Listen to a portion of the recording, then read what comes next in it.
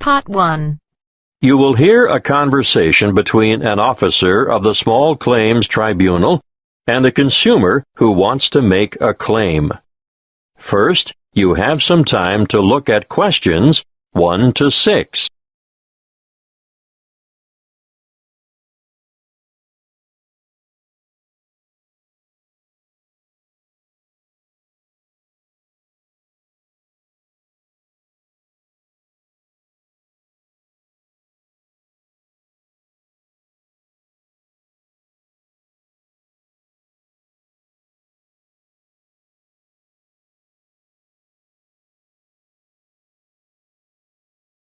Good afternoon. How can I help you? Good afternoon. I'd like to lodge a claim. Certainly. Name? Emily Jane Appleby. Appleby. That's an unusual name. Sorry, what did you say your first name was again? Emily Jane. Now, Miss Appleton, could you please fill in this claim form? I've never done that before. Can you help me? Yes, of course. The first part is for the claimant's details. Where do you live? At 1 Uranga Street, Durham. How do you spell Durham? Durham. Of course, I should know that. But it's just one of those names that sounds quite different from the way you spell it. It is confusing. I've seen it spelt with 2 R's. And what's the postcode for Durham? 4105. Good. And do you work? No, not at the moment. Okay, so no work number. What about a home phone number? Yes, I can give you that. It's 7848-3762. 7848. 3762. Right. Now, this part here is for the respondent's details. Who's the respondent? The individual person, company, or business that you're claiming against. Is the claim against a landlord, tenant, trader, or driver? Well, it's a company that sells home appliances. So that's trader, then. Just a moment while I write that down. ABC Appliances, actually. Oh, now this part is really important. If the respondent is a company, you must have the company's full and correct name and registered address. I've looked it up on the internet, and it's ABC Appliances Limited. Good. If we don't get this part absolutely right, you won't have a legal claim. And their registered address? Yes, I've got that written down here. Just a minute. It's, 17 Brown Avenue. That's in Barden, isn't it? I think I know the place. My wife bought a vacuum cleaner there last month. Yes, Barden. Have you got the postcode for Barden? It's really similar to mine. Wait a moment. I'd better make sure I get it right. 4065. That's it. And what's the telephone number for ABC Appliances? Oh, 7232-4681. Good. Got that. Now, in the third part of this form, we get to the actual goods or services that are in dispute. I assume you made a purchase from them. Yes, that's right. On the 3rd of February, 2011. And did the goods have any sort of guarantee or warranty? Yes, but only for 6 months. So it was just a 6-month warranty. Yes, they offered me an extended warranty for 3 years. But I would have had to pay extra for that. Oh, I see. Before you hear the rest of the conversation, you have some time to look at questions 7 to 10.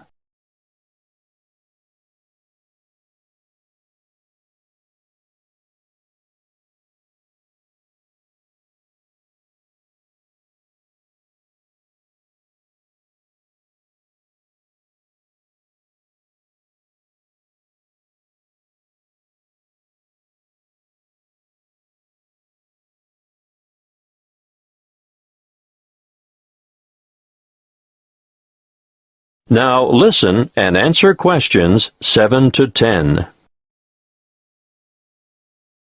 You'll need to give a full description of the goods involved, the nature of the defect or fault, and any other relevant particulars. So, tell me, what did you buy? I bought a washing machine. Yes, but what brand, model, and serial number? The brand name was Mallard, and it was the Whisper model. Serial number, just a moment. I've got the warranty papers in my bag. Yes, here it is. Serial number XY303. Great. Now I need to know how much you agreed to pay. It cost £1,000. Did you trade in your old machine? Yes, as a matter of fact, I did. Okay. Now, what were you given for the trade-in? £250. So, in actual fact, the purchase price you agreed on was £750. That's right. And they delivered the goods 2 days later, on the 5th of March, and picked up the trade-in at the same time. Now, think carefully about this next question. What did the respondents say about the quality of the goods, or the way they would perform? The salesman who served me at the appliance shop said, "The Mallard Whisper model has a much shorter cycle, so it uses less power. Oh," and he added, "and it will also use less water." Is that true? Well, partly. It does seem to use less water, but both the wash cycle and the rinse cycle go on for much longer than my old machine, so I don't see how it can use less electricity. But the sales assistant also said, "This model is whisper quiet." And is it? No, not at all. It's so noisy we can't hear the television in the next room.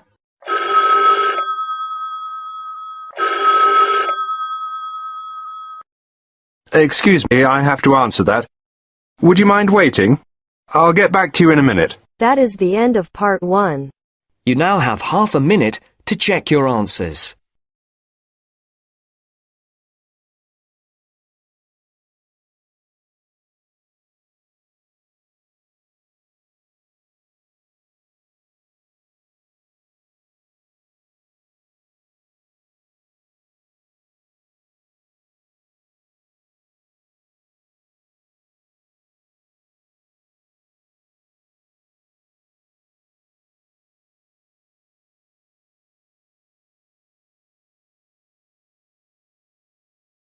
Now turns to part 2. Part 2. Listen carefully and answer questions 11 to 14.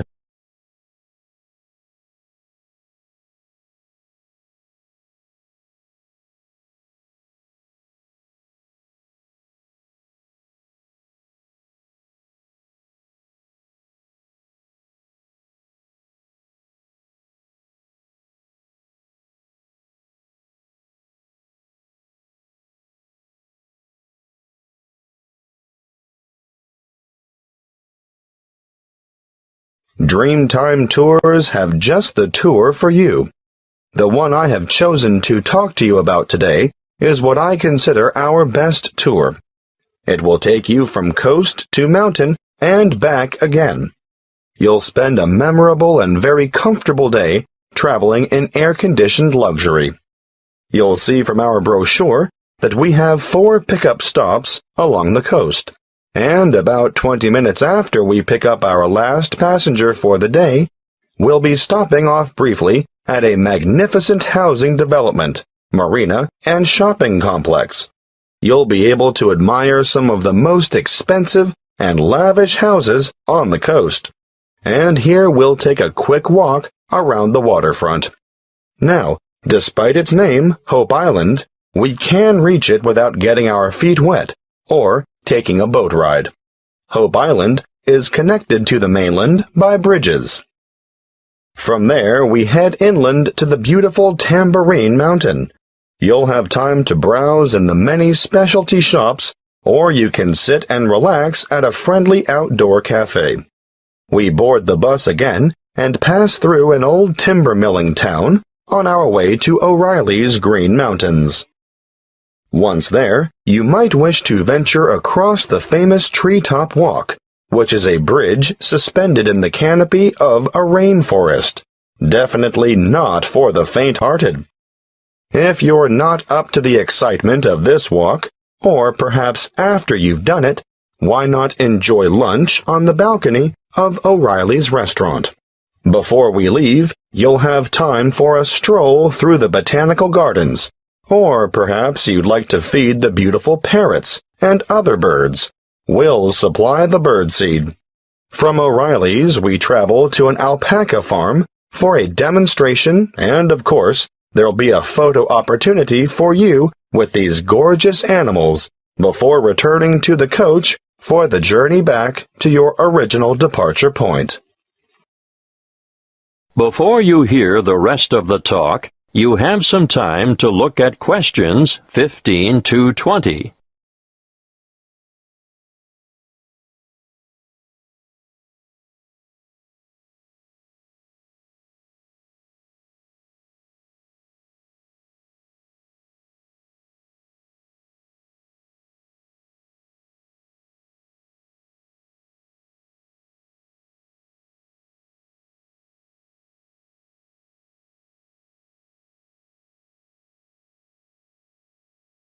Now listen and answer questions 15 to 20. If I've persuaded any of you to sign up for this tour, take a look at our Dreamtime Tours brochure. You'll see that you can book over the telephone, or you can make reservations through the reception desk. We generally have a member of staff manning the desk from 7:30 a.m. to 9 p.m. every day of the week.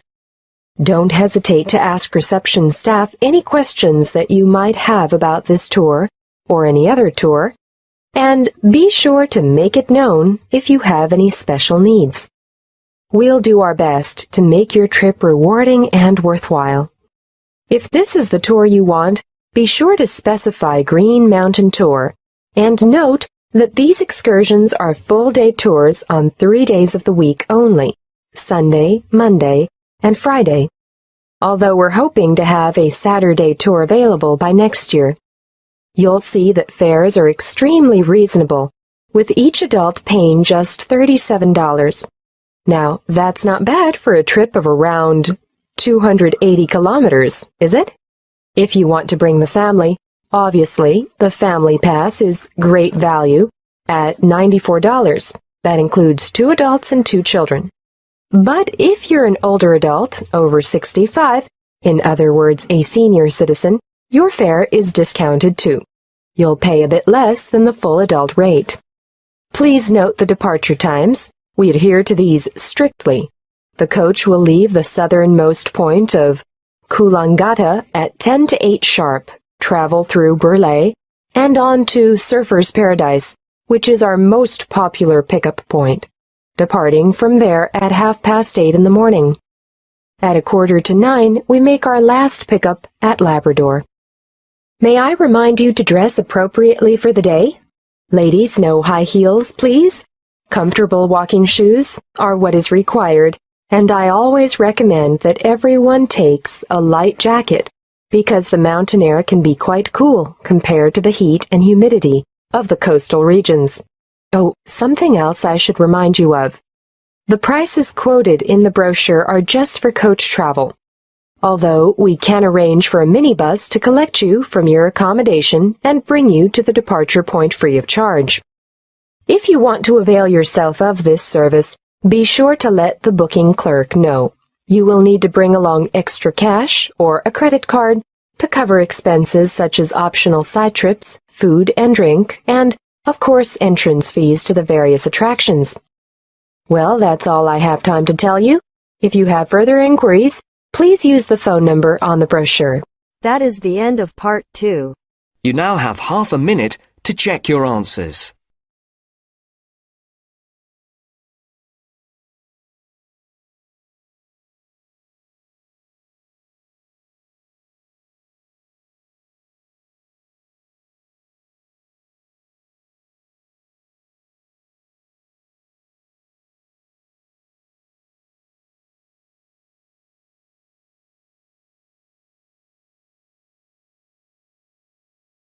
Now turns to part 3.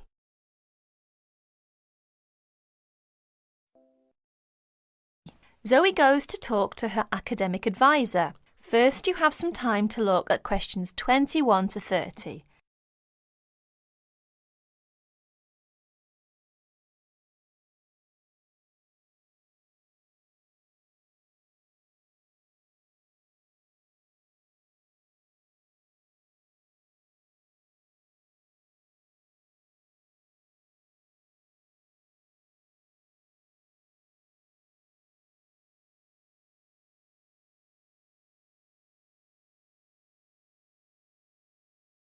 Now, listen carefully to the conversation between Zoe and her advisor and answer questions 21 to 30.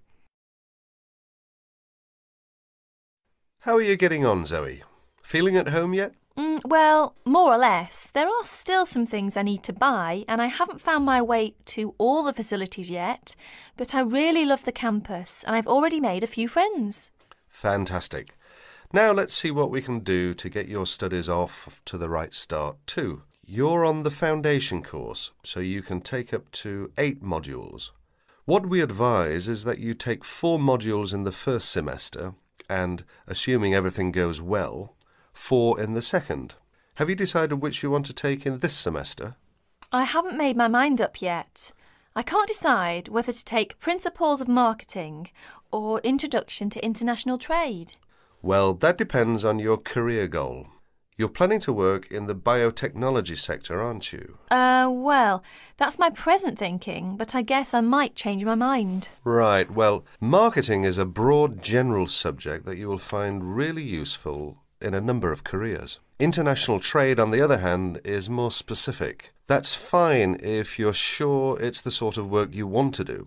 A lot of students start off thinking about that option because it seems glamorous, but marketing can also be an exciting career, and there's a wide choice of jobs. Maybe you ought to wait until your career ideas are a bit more definite before you go down that road. Yes, I see. I could take International Trade next year, couldn't I? Sure. You could do international finance as well. So, in your first semester, you've got Principles of Marketing, Introduction to Economics, Banking and Finance, and let's see, Principles of Financial Accounting.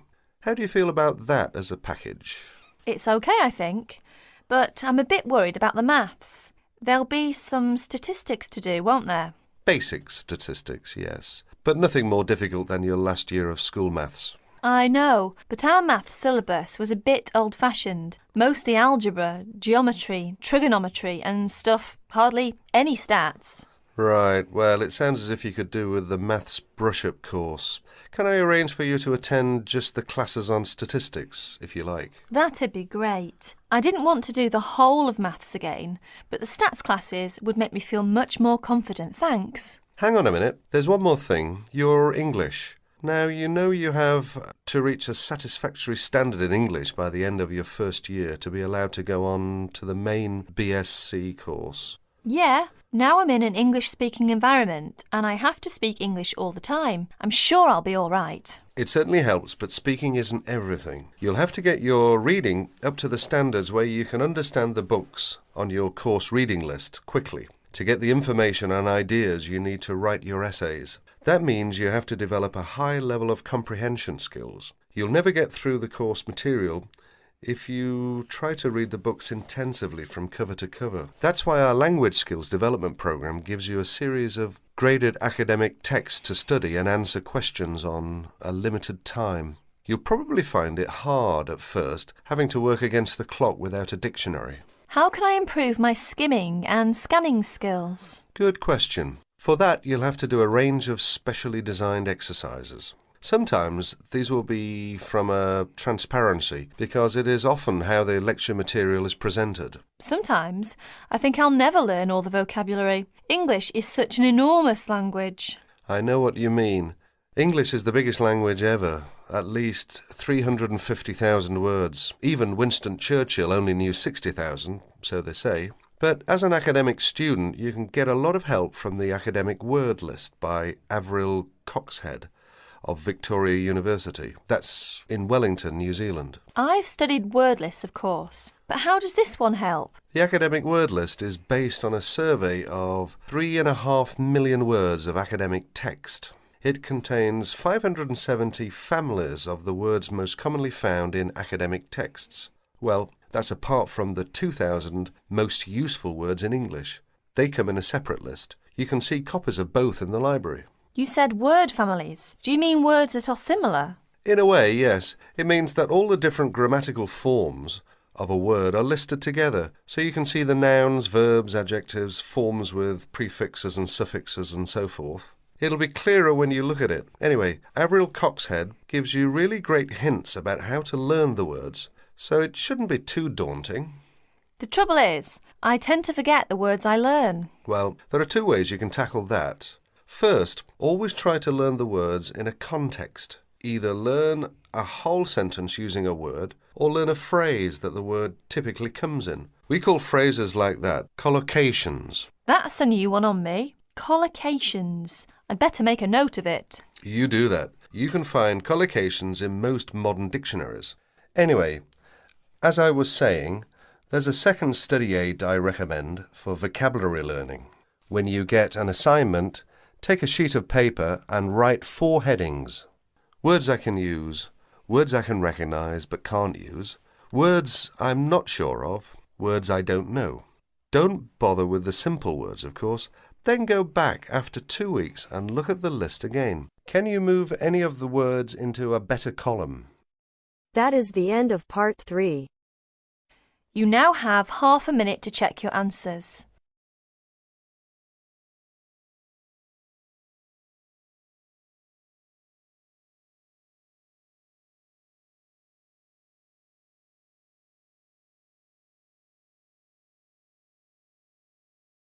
Now turns to part 4.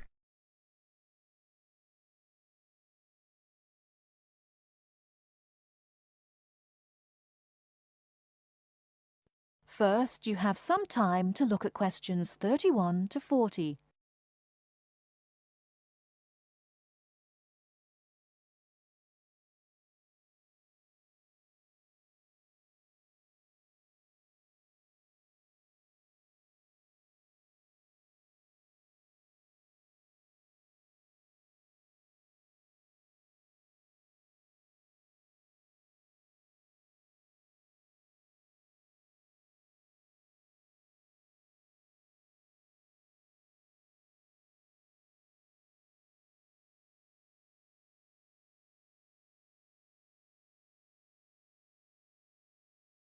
Now, listen carefully and answer questions 31 to 40. Hi, Mr. Smith. I wonder whether you can spare several minutes with me. Sure. What's your name, please? John Murray. Good, John. What can I do for you? Well, I am a freshman in the communication faculty. I quite enjoy the life here, except for the difficulty I have in the lectures. You know, I find it difficult to take notes when I listen. If I take notes on my notebook, I can't concentrate on the lecture. But I feel frustrated after the lecture if I don't write down anything.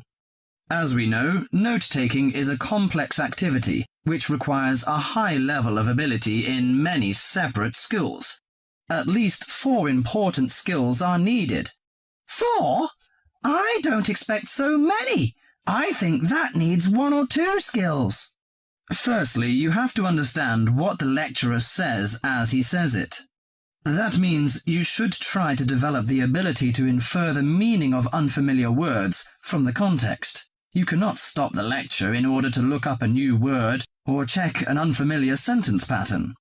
Yes, that puts the non-native speaker like me under a particular severe strain. Often I may not be able to recognize words in speech which I understand straight away in print. So the ability of inferring is important. Of course, you won't always be able to do this successfully. You must not allow failure of this kind to discourage you, however. It's often possible to understand much of a lecture by concentrating solely on those points which are most important. But how do I decide what's important? Well, that's in itself another skill I'd like to tell you. At first, the most important piece of information in a lecture is the title itself. If this is printed or referred to beforehand, you should study it carefully and make sure you're in no doubt about its meaning. A title often implies many of the major points that will later be covered in the lecture itself. It should help you therefore to decide what the main point of the lecture will be. Besides the title, what should I pay attention to during the speech? A good lecturer often signals what's important or unimportant. He may give direct or indirect signals. Many lecturers, for example, explicitly tell their audience that a point is important and that the student should write it down. Unfortunately, some lecturers who are trying to establish a friendly relationship with the audience are likely on these occasions to employ a colloquial style. He might say such thing as, "This is, of course, the crunch," or "Perhaps you'd like to get it down."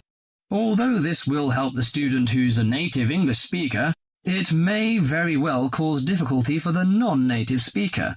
You'll therefore have to make a big effort to get used to the various styles of his lectures. I see. You mean I should get used to some colloquial expressions of the lecturer and write down the points he recommends us to take? That's right. And it's worth remembering that most lecturers also give indirect signals to indicate what's important. They either pause or speak slowly or speak loudly or use a greater range of intonation, or they employ a combination of these devices when they say something important. So, I should be aware of this and focus my attention accordingly. If I can catch the main points, how can I write them quickly and clearly? Good question. That's a problem that most students find hard to solve. Having sorted out the main points, you have to write them down. In order to write at speed, you may find it helps to abbreviate. You can also try to select only those words which give maximum information. There are usually nouns, but sometimes verbs or adjectives. Writing only one point on each line also helps you to understand your notes when you come to read them later. I see. The last but not least skill to learn is to show the connections between the various points you've noted. This can often be done more effectively by a visual presentation than by a lengthy statement in words. Thus, the use of spacing, of underlining, and of conventional symbols plays an important part in efficient note-taking. In this way, you can see at a glance the framework of the lecture. Thank you so much, Mr. Smith. I think I'll employ the methods in the next lecture. That is the end of part 4. You now have half a minute to check your answers. Don't be scared. Step it up.